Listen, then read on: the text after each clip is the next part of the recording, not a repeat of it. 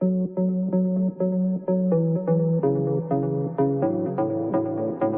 you ever had an experience that suggested someone else was in your house and just thought, I don't want to know, and left it? Sometimes, fear of the unknown just seems like the preferable option than facing a real concrete danger. Normally it's nothing though. One time, the beeper function on my wireless house phone went off when I was in the other room. It could only be called from the living room.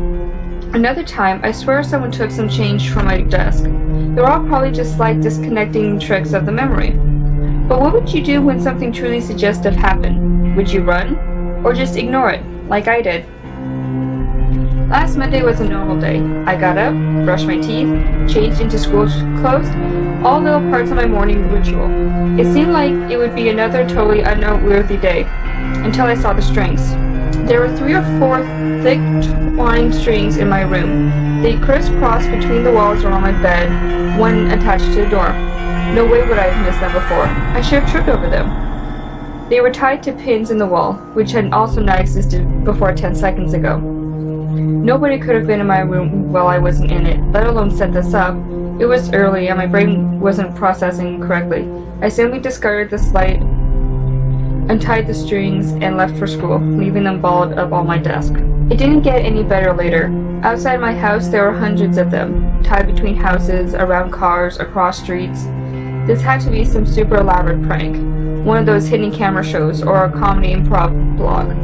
They had gotten everyone else to play along too. Passerbyers were tangled in them, tying them to objects they were walking towards and away from, as if they had been and were always continuing to follow the course laid out for them. I nervously continued my journey to school. On the bus, everyone except me was tied to the door. At school, groups of friends were tied to each other, teachers were tied to their desks and boards. Oddly enough, at this point, all I could wonder was why I had been left out. When my friend Lucy sat beside me in the first period, she simply bonked her bag down on her lap and rested her chin in her hand, looking right past me to the open window outside. Hey, Lucy. No response. Come on, I didn't expect you to be on this too. She sighed and started taking books from her bag. All the books were tied to her hands. I grinned and yanked one of the strings off the book. She didn't seem to notice, instead simply discarding the book completely, letting it drop to the floor without a moment's hesitation. I leaned down, picking up her book and placing it back on the desk. She took no notice.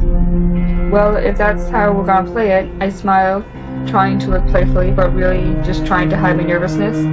I bundled all the strings attached to her together in one hand and pulled them all free. She blinked, turning to stare at me. Holy crap, Martin, you're like a ninja or something. I've been sitting here for maybe 10 minutes, I smiled again, relieved my friend had finally noticed me.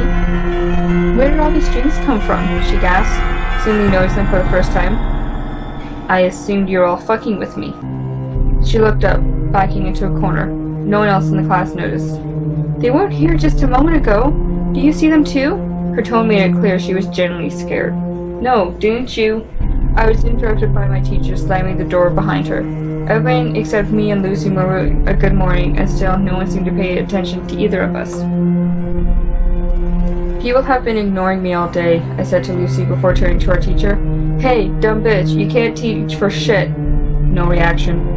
I'm getting away with all this shit. Lucy pulled a few strings aside and left the class. I followed and, surprise, surprise, no one else noticed. We wandered the corridors, leaving and entering classrooms as we saw fit. Whenever we untied a chair or book from someone else, it was like it suddenly didn't matter to them. It didn't exist. I showed her the streets outside. There were more strings than when I came this morning, twice as many. We carefully picked our way through the tangle, making our way to a nearby coffee shop.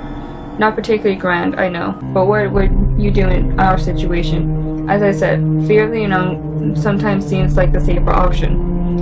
On a few occasions, we suggest we untie a few more people. Lucy was opposed to it, remembering how terrified she'd been. In the coffee shop, we grabbed a couple of sandwiches and drinks from the fridge. We found a table, untied all strings attached to the chairs, and sat down. We both ate in silence, both of us too scared, both of us distracting ourselves by watching the strangers in the shops, oblivious to the strings. After 20 minutes, Lucy spoke up. Now she's gonna take that sandwich, she said, pointing to a woman across the shop. Sure enough, she walked to the fridge and took the plastic wrap sandwich she was tied to. She pays for it and leaves. She does so according to the prophecy of the strings. That guy doesn't intend to pay. I watched as the man took his coffee and ran out of the store, the two servers just looking too tired to go after him. This is horrible, she whispered. Let's go home, please. Outside wasn't much better. Everyone just followed the stream's instructions, going about their daily lives. Lucy announced she was going home to sleep us off, and I agreed to walk her home. She only lived 10 minutes away. Away from the busier part of town, there were fewer streams. It was nicer. We could pretend it wasn't happening. When we turned onto Lucy's street, she stopped, her mouth falling open. What now? I broke the silence, my mouth sounding surprisingly small. Look! She pointed outside one of her neighbor's houses. I saw it clearly, and I'll take my memory of that moment till the day I die. A little dark imp, maybe 3 feet tall, walking along with its knuckles on the ground, almost like a monkey.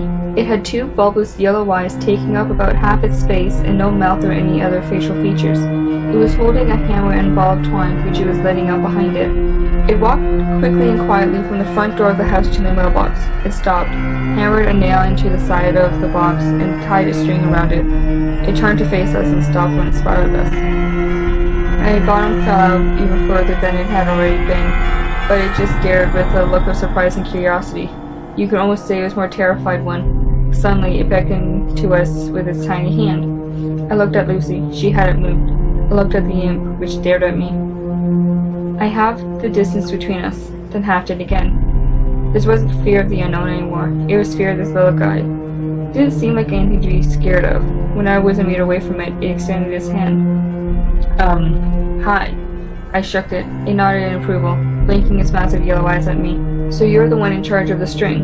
It nodded eagerly. I called Lucy over, but she stayed where she was. There are more of you? Another nod. I wanted to ask it so many questions, but what it was and where it came from, but it seemed like I was stuck with yes or no questions. Do you even have free will? It just looked at me, almost sadly. I immediately felt sick to my stomach and couldn't bear looking at the little monster anymore. I quickly grabbed Lucy, who had been listening to our exchange, and now sat on the curb with her head in her hands. Come on. We entered her house, and I made her a cup of tea.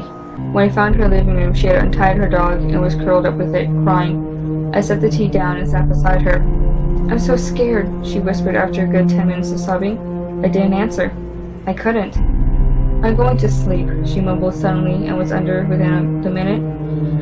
Sleeping was starting to sound pretty good. All of a sudden, my eyelids suddenly felt like they were being weighed down. I collapsed to the rug, and the last thing I heard before I fell asleep was the scurrying of several sets of little feet nearby.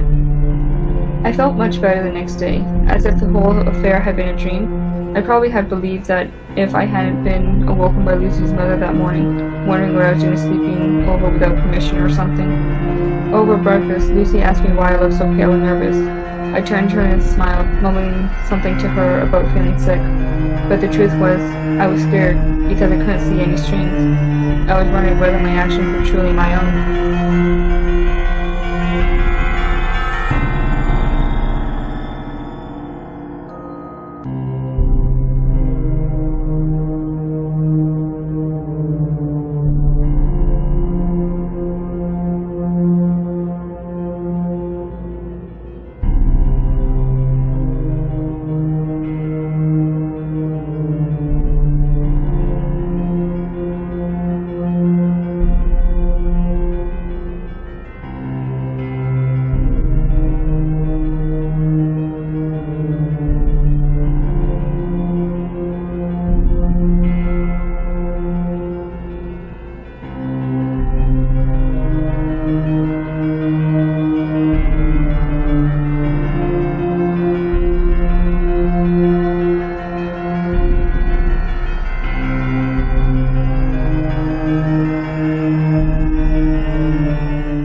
I do have Snapchat and Instagram if you guys want to follow me on that.